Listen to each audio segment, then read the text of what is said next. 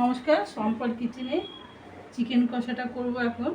এই জন্য চিকেনটা ধুয়ে নিয়েছি, আর চিকেনের জন্য আলু কেটে নিয়েছি, পেঁয়াজ, রসুন, টমেটো, আদা, লঙ্কা সমস্ত কেটে নিয়েছি। আমি বাটা পেঁয়াজ, রসুন সব মিক্সিতে পেস্ট করে এটা মাংসটা ম্যারিনেট করে নিই। মশলা পেস্ট করা হয়ে গেছে, আমি এখন মাংসটা ম্যারিনেট করব।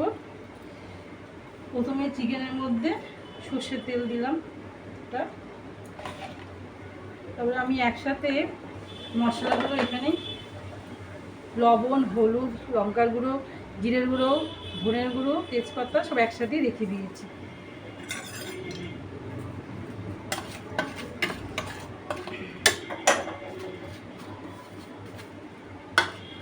আর এই যে পেঁয়াজ বাটা, টমেটো পেস্ট করে নিয়েছি, আদা আর লঙ্কা বাটা, আর পেঁয়াজের মধ্যে রসুন বাটাও আছে। আমি এটা দিয়ে হাতা দিয়ে আমি এটাকে ভালো করে ম্যারিনেট করে রাখি। হাত দিয়ে করলেই ভালো, তা করি।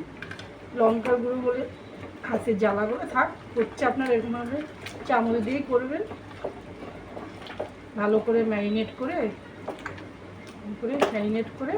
আধ ঘন্টা রেখে দিতে হবে।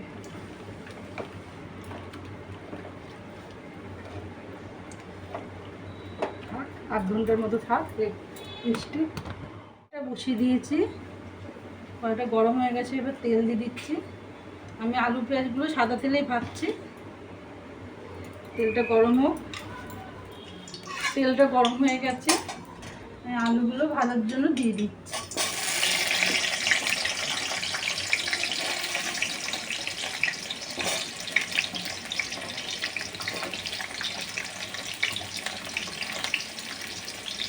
লবণ দিই,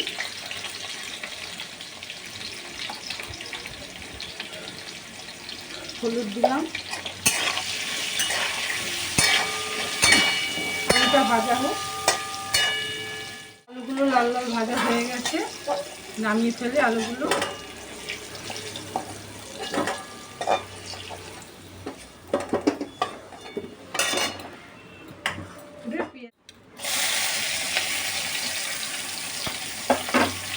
পেঁয়াজের মধ্যে সামান্য লবণ, হলুদ দিয়ে দিলাম।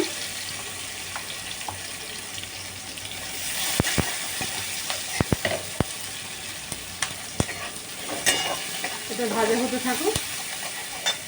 পেঁয়াজটা ভাজা হয়ে গেছে, আমি পেঁয়াজ ভাজাটা নামিয়ে দিচ্ছি। পেঁয়াজ ভাজা নামিয়ে নিয়েছি। এবার কড়াইতে আমি সর্ষের তেল দিচ্ছি, যা তেল আছে তার উপরে সর্ষের তেল দিলাম। এতটা গরম হয়, তারপরে দেখুন আমি এই যে সম্বাদের জন্য একটু গরম মশলা থেতো করে নিয়েছি, তেজপাতা, শুকনো লঙ্কা, জিরে নিয়েছি। এটা এবার দিয়ে দেবো। গরম হোক, মশলাটা ভাজা হয়ে গেছে। এবার আমি গ্যাসটা একটু কমিয়ে আস্তে করে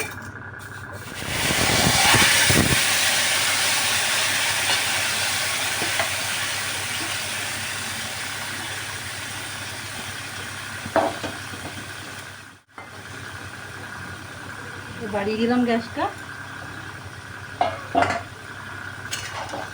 সব দিয়ে তো একসাথে ম্যারিনেট করাই আছে, আধ ঘন্টার বেশি রাখা ছিল। এবার এটা দিলাম, হলুদ সবই দেওয়া আছে। এবার এটা আস্তে আস্তে এটা কষতে থাকুক। দেখুন মাংসটা পুরো রস শুকিয়ে গেছে, লেগে যাচ্ছে। এবার আমি একটু প্রেশারে দেব। চিকেন প্রেশারে না দিলে হয় কি, আমি অল্প পরিমাণে একটু বসিয়ে একটু ভেপার উঠতে সিটি পড়ার আগে বন্ধ করে রেখে দেবো। প্রেশারে নামিয়ে নিই। মাংসটা নামিয়ে প্রেশারে দিলাম, আর এই কড়াইটার মধ্যে অল্প সামান্য জল দিয়ে জলটা ফুটিয়ে তারপরে মাংসটা সামান্য পরিমাণে জলটা এই প্রেশার কুকারে দিয়ে দিই।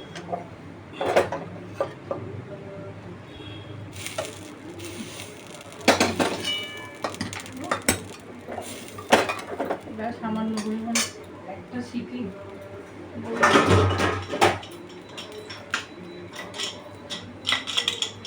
প্রেশারটা লাগিয়ে দিলাম, অল্প একটু ভেপার উঠলেই বন্ধ করে দেবো।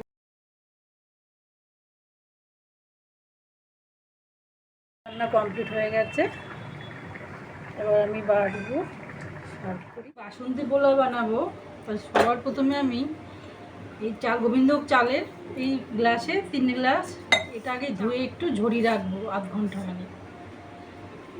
আর এই গ্লাস দিয়ে 3 গ্লাস চাল নিয়েছি, তার ডবল পরিমাণে জল লাগবে, তাই এই জলটা ফুটাতে দিচ্ছি। পোলাও করার জন্য চালটা ভিজিয়ে রেখেছিলাম, এখন হয়ে গেছে, দেখুন ঝরঝরা বেশ হয়ে গেছে। হ্যাঁ, আমি এই যে এগুলো আদা বাটা রেখেছি, মটরশুঁটি, কাজু, কিশমিশ, গরম মশলা বেটে রেখেছি, একটু আদা বাটা। আর এই যে এখানে তিন গ্লাস চাল নিয়েছি, তো তাই 6 গ্লাস জল গরম মশলা দিয়ে ফুটিয়ে রেখেছি। এবার আমি এই চালগুলো মাখবো। যেন চালের মধ্যে পরিমাণ মতো লবণ দিলাম,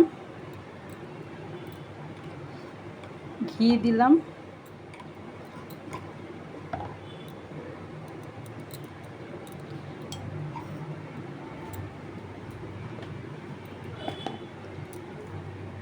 এই গরম মশলাগুলো কিছুটা পরিমাণ গরম মশলা দিয়ে দিলাম,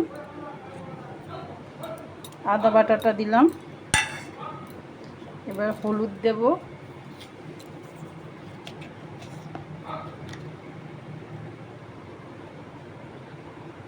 দিলাম, চিনিটা পরে দেব। এই দিয়ে মাখছি। চালটা মেখে রেখেছি, তেজপাতা দেওয়া আছে, কতক্ষণ আধ ঘন্টার মতো মেখে রেখেছি। এবার কড়াইটা গরম হয়ে গেছে, বসিলাম, সাদা তেলই দিলাম, তারপর ঘি দেব এর মধ্যে।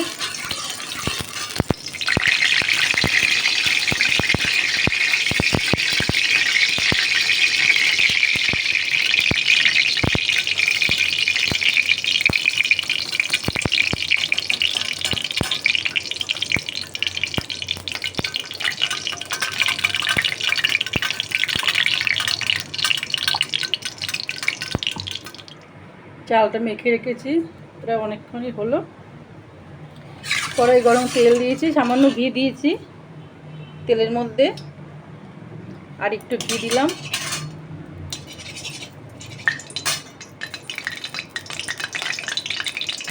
এবার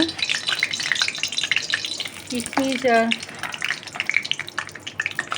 কাজু বাদামগুলো ভেজে নেব।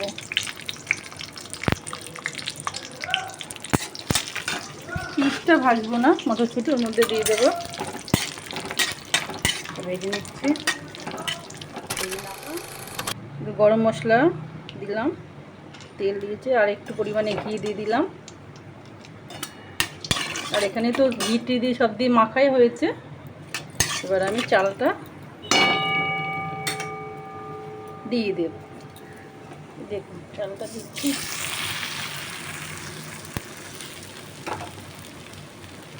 দিয়ে ভালো করে নাড়াচাড়া করতে হবে। করে নাড়াচাড়া করেছি, ভাজা ভাজা হয়েছে। এবার আমি জল 3 গ্লাস চাল, আমি 6 গ্লাস জলের মাপ, কিন্তু আপনারা পুরোটা দেবেন না, 5 সাড়ে 5-এর মতো দেবেন। আমি এই যে মগের মধ্যে ঢেলে নিয়েছি, আর একটু হবে,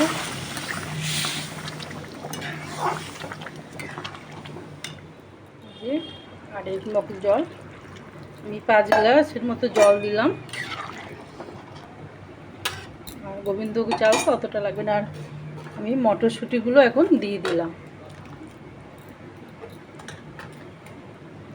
এবার আস্তে আস্তে এবার আমি কিছুটা গুঁড়ো মশলা গুঁড়ো করে রেখেছিলাম, সেগুলো আমি উপর দিয়ে নাড়াচাড়া করে দেবো আস্তে আস্তে করে।